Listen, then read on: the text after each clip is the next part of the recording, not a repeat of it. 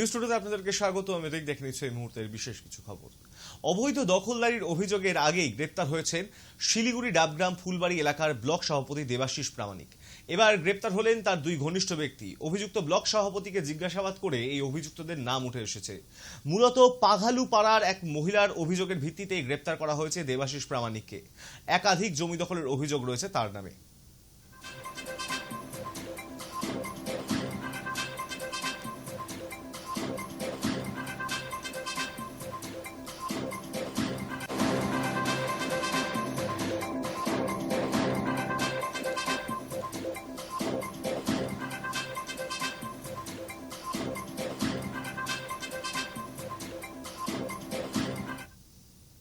মঙ্গল ও বুধবারের পর বৃহস্পতিবারও জারি উচ্ছেদ অভিযান। বৃহস্পতিবার সকাল সকাল বীরভূমের রামপুরহাটের ৬ ফুকো থেকে শুরু করে উচ্ছেদ অভিযান শুরু হয়।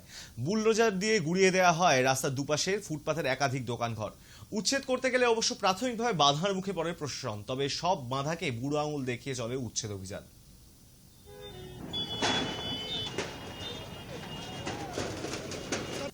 সময় মাইকিং করে পুরসভার গাড়ি এসে যে তোমাদের ফুটপাথ সকাল 7টার মধ্যে রাতের মধ্যে গুটিয়ে 7টার মধ্যেও উচ্ছেদ করতে হবে।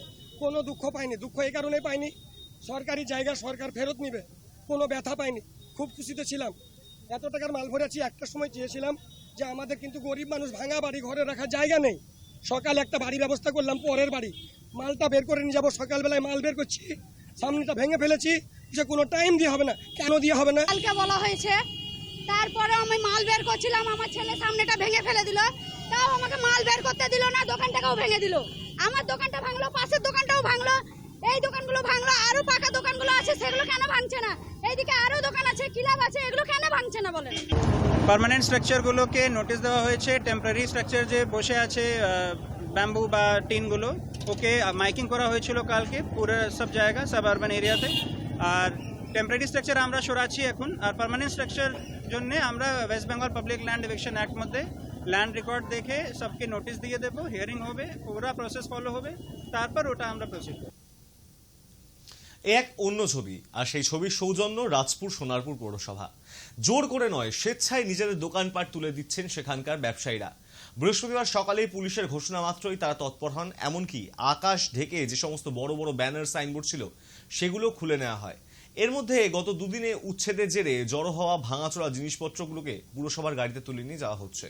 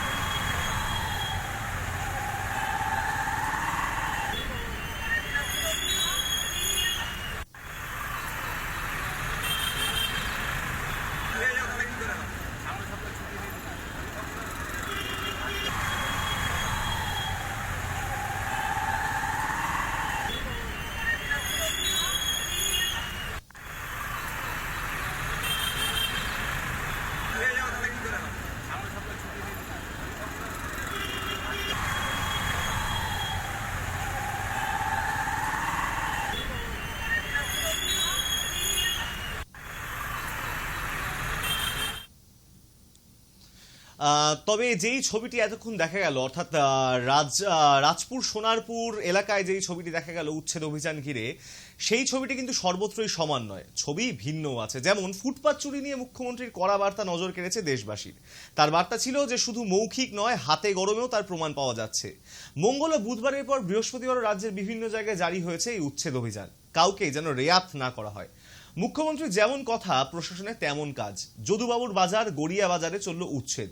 কলকাতার অন্যান্য বাজার এলাকাতেও বুলডোজার দিয়ে গুড়িয়ে ফেলা হয়েছে ফুটপাতের ওপর তৈরি দোকানপাট। বিভিন্ন জেলাতেও এই একই ছবি। শিলিগুড়ির হাসপাতাল মোড় এলাকা দখলমুক্ত করা হয় ফুটপাত। সব মিলিয়ে উত্তর থেকে দক্ষিণ, শহর থেকে জেলা, রাজ্যের শহরাঞ্চল এবং সব জায়গায় উৎখাত করা হচ্ছে অনুমোদনহীন বাজারহাট।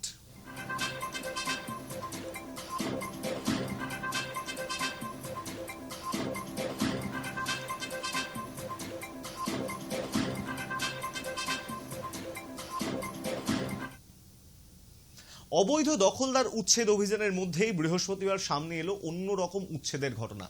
কলকাতা হাইকোর্টের নির্দেশ মেনে তারাতলা গোড়াগাছায় কলকাতা পোর্ট ট্রাস্টের জমি থেকে অবৈধ নির্মাণ ভাঙতে যায় পুলিশ। ঘটনাচক্রে সেই জমিতে ছিল বিজেপির কার্যালয়।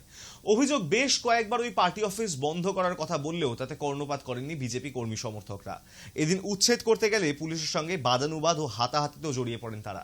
পরে বেশ কয়েকজন বিজেপি কর্মীকে আটক করে প্রিজন ভ্যানে তোলা হয়। অবৈধভাবে নির্মিত বিজেপির ওই কার্যালয়টি ভেঙে দেয় পুলিশ।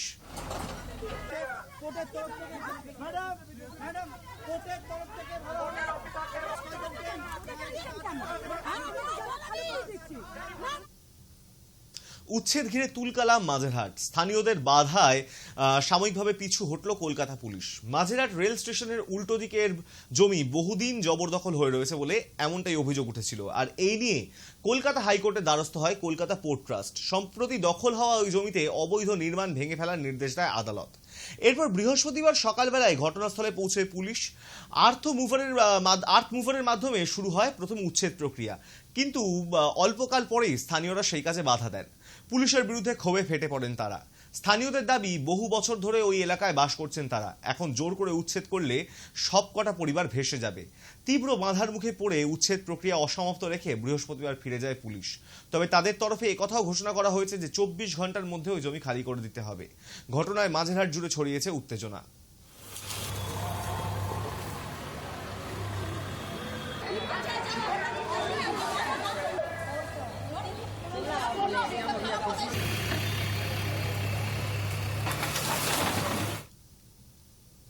বিরূপ মানসিকতা ও সংকীর্ণ স্বার্থ লোকতন্ত্রের উপর প্রভাব ফেলে।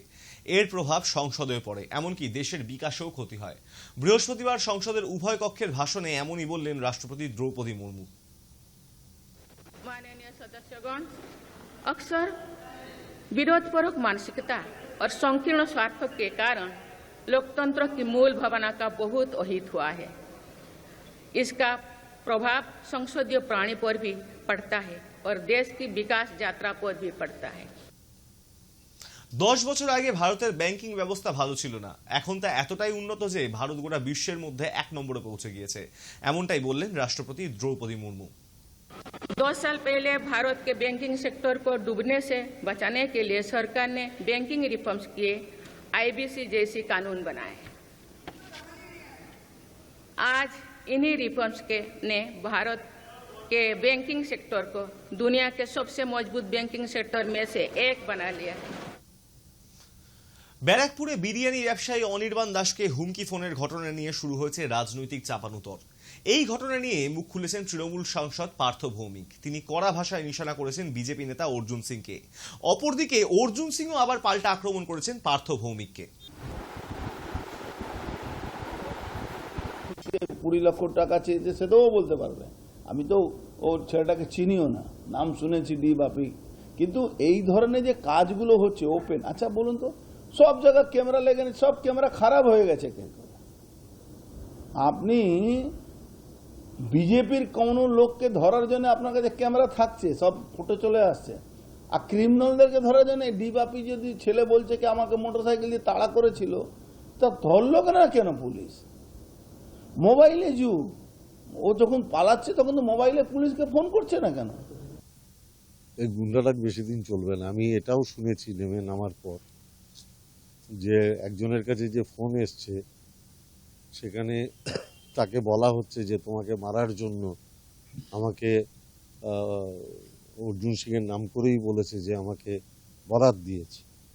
তা আমার ধারণা এই গুন্ডারাজ তো অর্জুন সিং কায়েম করেছে ব্যারাকপুরের বুকে, হেরে যাওয়ার পরেও ভাবছে যে ভয় দেখিয়ে গুন্ডামি করে মানুষকে সন্তুষ্ট করে রাখবে। আমার ধারণা পুলিশ থাকলে ওর নিরাপত্তার কোনো অভাব হবে না। মধ্য আষাঢ়েও দেখা নেই বৃষ্টির, মধ্যগগনে চাঁদি ফাটা রোদে প্রাণ ওষ্ঠাগত। মাত্রাতিরিক্ত গরমে অসুস্থ হয়ে পড়ল দক্ষিণ 24 পরগনা 3টি স্কুলের অন্তত 25 জন ছাত্রী। গঙ্গাসাগরের ধবলাঘাট লক্ষণ পরিবেশ হাই স্কুল, দেবনগর বিদ্যাপীঠ এবং খান সাহেব আয়াবাদ হাই স্কুলের ঘটনা। এরপরে 3 স্কুলের অসুস্থ পড়ুয়াদের তড়িঘড়ি নিয়ে যাওয়া হয় সাগর গ্রামীণ হাসপাতালে। ঘটনার খবর পেয়ে হাসপাতালে ছুটে যান পঞ্চায়েত সমিতির সভাপতি সাবিনা বিবি। প্রাথমিক চিকিৎসার পর সব পড়ুয়াই সুস্থ রয়েছেন বলে খবর।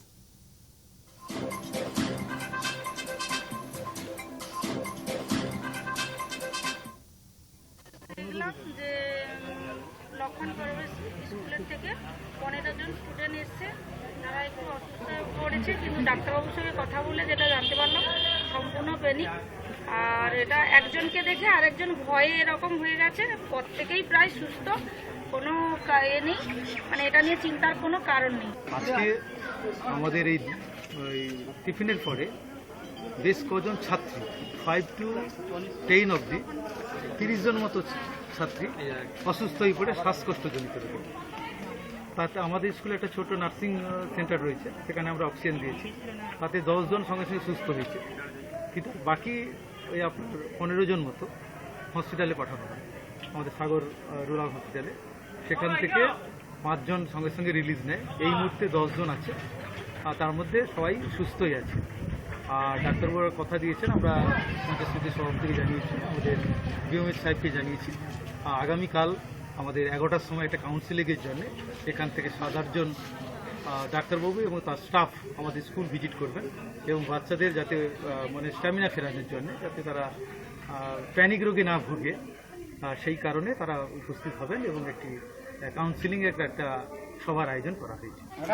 আমাদেরকে ফোন করে আমি বাড়িতে ফোন করতে তারা বলে আপনার মেয়েটা কি শ্বাসকষ্ট মতন হয়েছে, আপনারা চলে আসুন তাড়াতাড়ি।